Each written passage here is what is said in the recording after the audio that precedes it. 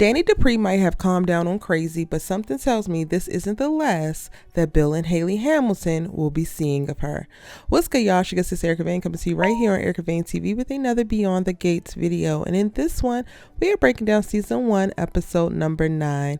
If you're new here, hit that subscribe button and turn your bell notifications so you don't miss out on any of my Beyond the Gates content and conversations. And without further ado, let's go ahead and get into it. Dani seemingly gets everything that she needs to say off her chest to Haley after she makes an impromptu pop-up at the Hamiltons' home. And Haley obliges. What I am still confused about is why Haley isn't telling her different side of the story, but I guess she wanted to keep the peace and give Dani what she was actually looking for because she has been trying to quote-unquote concede from the beginning of the series. Now, this stands to reason if we're going to actually hear a different side of the story, because every single time Dani spouts about how Haley basically is disloyal and betrayed her family and her daughter and her, Haley claims that this is not how it went down. This is not how it went down. So I'm guessing that's something that we'll see or hear later on in the season. But for right now, Dani truth stands as the ultimate truth, the actual truth, because we don't know what your quote unquote story is. And honestly, I don't know if I would believe it if I did. Now, what Haley needs to be worried about now that she no longer has to worry about little Miss Dani coming to mollywop her and or pull a gun on her at any given moment in time is Bill Hamilton, her new hubby, because we are only a day out from y'all's wedding and now he wants you to retire. He wants you to resign. He wants to hand you a black card and tell you to go deal with social things as women do and forget about any hopes for this career that you have been trying to parlay as a paralegal at his law firm. Never mind, all your friends are only your colleagues. You have no other friends in this community that he has you in. Never mind, like he says, oh, go and be social there. Your calendar is going to be brimming with things to do as Mrs. Bill Hamilton. Meanwhile, nobody likes you, Bill, and nobody likes her. Yeah. And Haley kind of like puts up a fight as it pertains to like the idea of her quitting because she doesn't actually want to. But it is starting to look a lot like, not Christmas, but this is patterns. And baby, when I tell you I'm getting better and better at pattern recognition, because it looks a little bit like what he might have been spouting over to Dani when they first got married. And she set up their lives where she put her modeling career on hold. She birthed his children. She was his cheerleader. She was his cook and all of the other things. Provided him additional resources by way of her family so that he can get the little law firm off the ground. Only for however many decades to go by and then him to drop her like a bad habit. Baby, that is your future. Dani Dupree standing in your living room right now is your future. I don't know how many more signs you want the Lord to give you, but you finna run out as far as I'm concerned, because the blaring red flags are blaring and you ignoring them, pretending that they pink. Ciao. Now, what I didn't expect was for that impromptu triple date / third wheel situation. Because we know that Ashley and Naomi are friends, so that way their spouse and boyfriends will hang out and they'll all get together. But Andre swings by the little bar that everybody seems to just absolutely love, and then they invite him to join, and then we rehash the story of them delivering this baby again. Y'all, when I tell you I don't want to hear this story about this baby being delivered no more. I know it's a drive home, the connection that Andre and Ashley have. They're going to have this moment forever, yada, yada, yada, yada. But baby, I don't want to hear it. We already got the gist.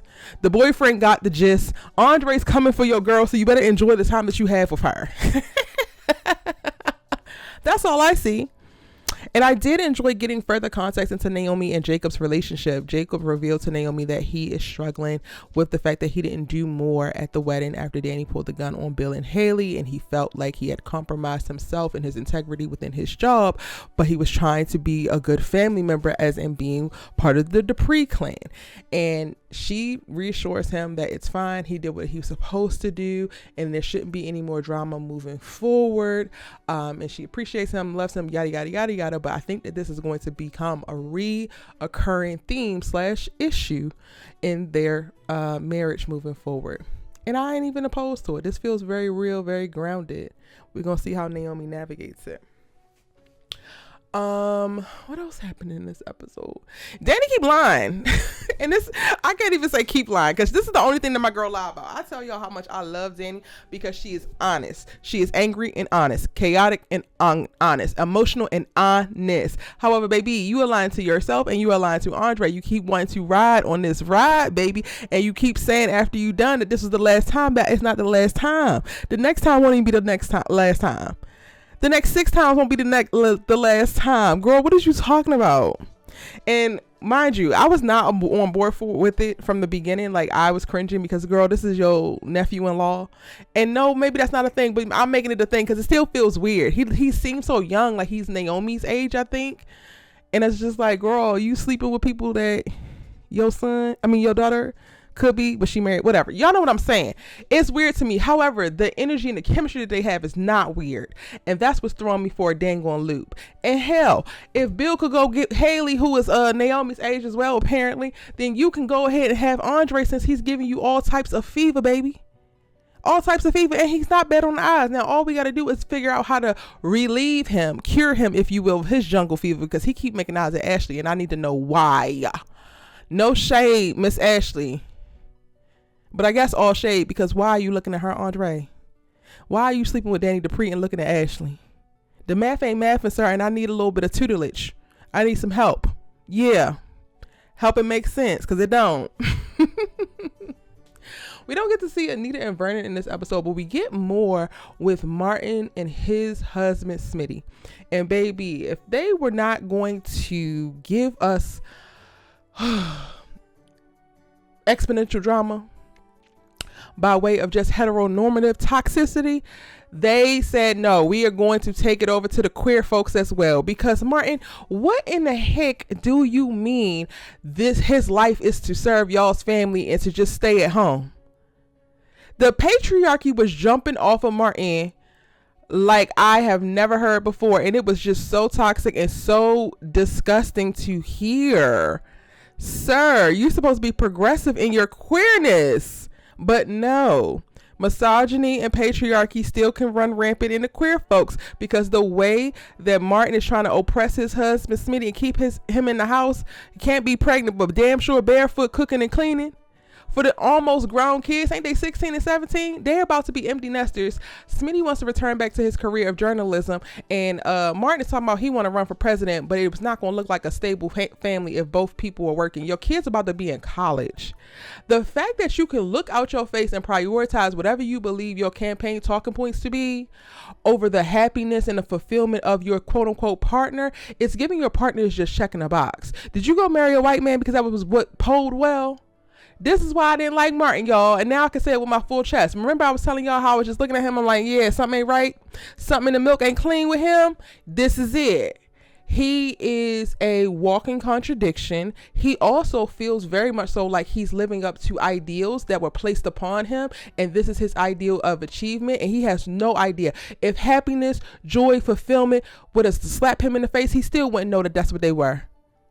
He is working some plan that I don't even think that he actually agrees with, but he buys into, because he buys into the air of, oh, the Dupree this and the Dupree that, affluence, privilege, prestige, power, blah, blah, blah, blah, blah. You whack. Because nobody should be in a relationship, whether heterosexual or homosexual or whatever sexual you define yourself. Nobody should be in a relationship, multiple people relationships, and or any type of partnerships with people who don't actually want to see the person across from them happy, satisfied, fulfilled, achieving their aspirations. If all you can do is center yourself and your dreams ain't even really tied to something real within you, because I can already clock that T with you, Mr. Martin. If you are going to be so narcissistic as to only center yourself within a relationship, behaving like Bill, basically, then you are the problem. This man should leave you, and you tell me how divorce looks on your damn polling numbers. How about that? Because that's what it's very much so given. And I hope that Smitty gets to the point of like, okay, so 2 working parents don't look good on the polling numbers. Well, what does divorce look like? Does that look stable, since we're talking about stability? Because I'm either going back to my career and finding fulfillment within my day-to-day and carving out something for me and my personality and what makes me happy, or I'm leaving. Yeah.